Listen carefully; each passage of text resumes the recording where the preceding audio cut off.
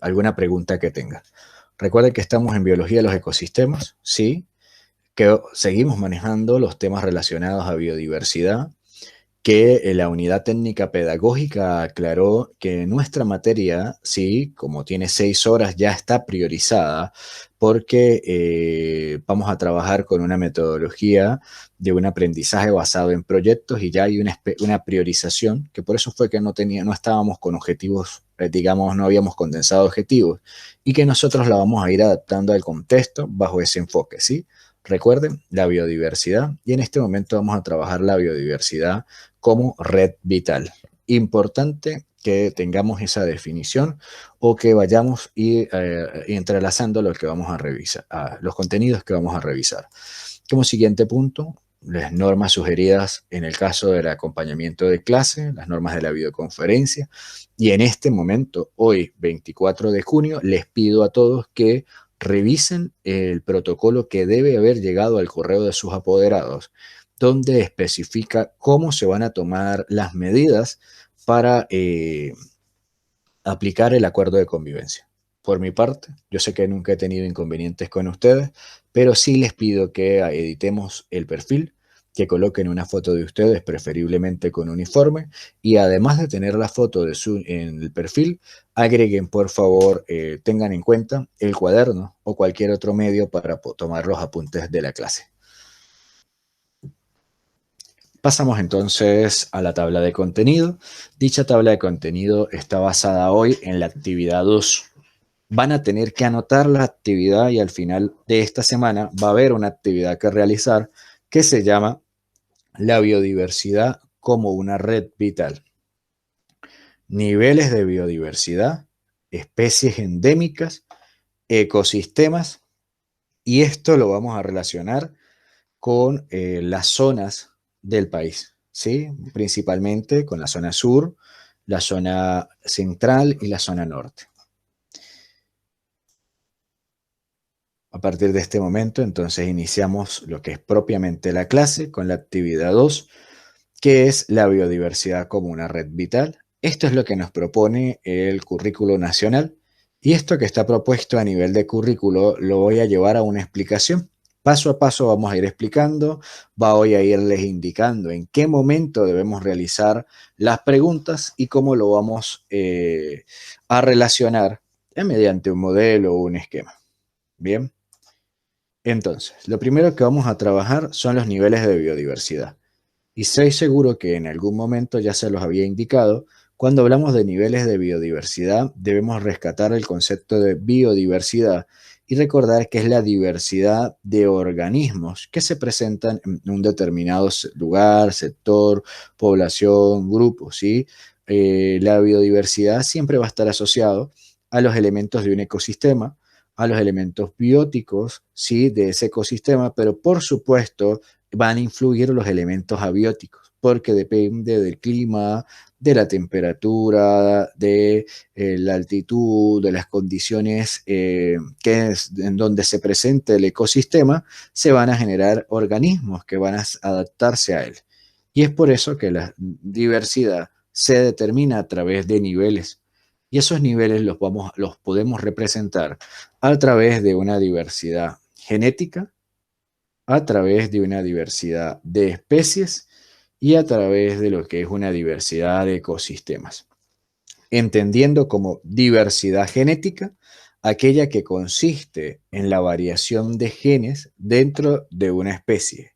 Esta tiene que ver con el aporte que hace la especie al acervo genético, ¿sí? Diversidad genética. Recuerden que genética la vimos en el segundo medio, vimos incluso ejercicios y vimos cómo a nivel de genes, a nivel de cromosomas, ¿sí? En los cromosomas se encuentran los genes y en ellos se encuentra el material genético y hereditario. Se encuentra el código genético, que es lo que determina las características observables y no observables de un individuo. Por supuesto, esto nos lleva también a la diversidad de especies, que tiene que ver con el número total de especies que encontramos en una región determinada. Y luego a la diversidad de ecosistemas, porque los seres vivos no viven aislados, sino que forman parte de un complejo grupo de interrelaciones entre ellos y el ambiente. Desde aquí entonces empezamos a entender el concepto de red vital porque justamente la diversidad tiene que ver con una red vital, porque es un complejo sistema que se interrelaciona entre ellos y el ambiente. ¿Alguna pregunta de lo que estoy generando hasta el momento? Tenemos 12 conectados. ¿Hay alguien que desee preguntar? Puede activar su micrófono. Recuerden de que van a tener que tomar nota. Hay unas preguntas que están allí. Si no hay ninguna inconveniente, entonces seguimos. Además de los niveles de biodiversidad, sí, entonces cuando yo hablo de diversidad de especies, estaría representando básicamente esto. Analizamos rápidamente el pequeño gráfico y podemos ver, sí, que aquí estoy hablando de distintos filos, grupos, hasta reinos, sí, y vemos cómo en los protozoarios están, digamos, clasificados o están identificados cerca de 35.600, que en plantas superiores 248.400 y que en lo contrario que serían artrópodos, no insectos, pendientes, porque tenemos artrópodos que son insectos como este, pero artrópodos no insectos va más que todo enfocado hacia arácnidos. Tenemos identificadas 123.400 especies. ¿Sí? Esto desde el punto de vista de un estudio que se han realizado. Entonces, ¿qué estamos viendo aquí? Cómo dependiendo de cada grupo va a haber una gran diversidad de especies, porque estos insectos no solo son eminópteros, ¿sí? No solamente son coleópteros, ¿sí? No son solamente lepidópteros, que estaría en este caso hablando de escarabajos, estaría hablando de hormigas y abejas, y estaría hablando de mariposas respectivamente.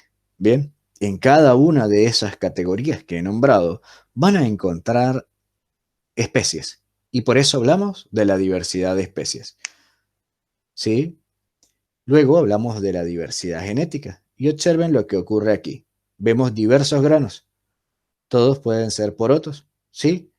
Pero cada uno de esos granos va a tener una diversidad en la forma, en el tamaño, en el peso, incluso en la manera como se genera la semilla. Entonces, esto es una diversidad. Vemos aquí, como vemos, están catalogadas distintas partes de esa zanahoria.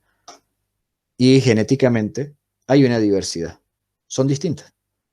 Igual pasa con los granos del maíz. Y para completar esta explicación, nos quedaría la diversidad de ecosistemas, ¿sí? Y básicamente aquí lo tomé de un ejemplo de México, porque pues por supuesto vamos a conseguir una cantidad muy grande. Si nos vamos a Chile, vamos a conseguir que la diversidad de ecosistemas que hay desde la zona norte hacia la zona sur es tremenda. ¿Sí? Y que Chile precisamente es uno de los países más diversos en todo lo que es América y posiblemente en el mundo. ¿Cómo lo vamos a revisar o cómo vamos a trabajar esto? Vamos a organizar un esquema o un modelo, ¿sí? Ese esquema o ese modelo va a estar representado por especies endémicas, por ecosistemas que tenemos en el territorio sur, norte y centro. Entonces, a partir de aquí, aquel que estaba comiendo hace una pausa, aquel que estaba escuchando otra cosa hace una pausa y me prestan atención, porque a partir de este momento les estoy diciendo qué deben hacer en la actividad 2. Y lo ideal es que hagamos un recorrido por la zona sur de Chile, por la zona norte de Chile y por el centro de Chile, o la zona central, sí, no solo la región metropolitana, y podamos determinar qué tipos de ecosistemas tenemos en el sur, en el norte y en el centro, y cuáles son las especies endémicas que se encuentran en dichos ecosistemas, entendiendo, antes de ir al chat para aclarar sus dudas y sus preguntas, que voy a decir que especies endémicas son aquellas que se definen porque viven exclusivamente dentro de un determinado territorio, ya sea un continente, un país, una región política administrativa o una región biogeográfica, puede ser una isla o una zona particular. Eso llamamos endémico, porque solo nace, solo se desarrolla en ese determinado lugar.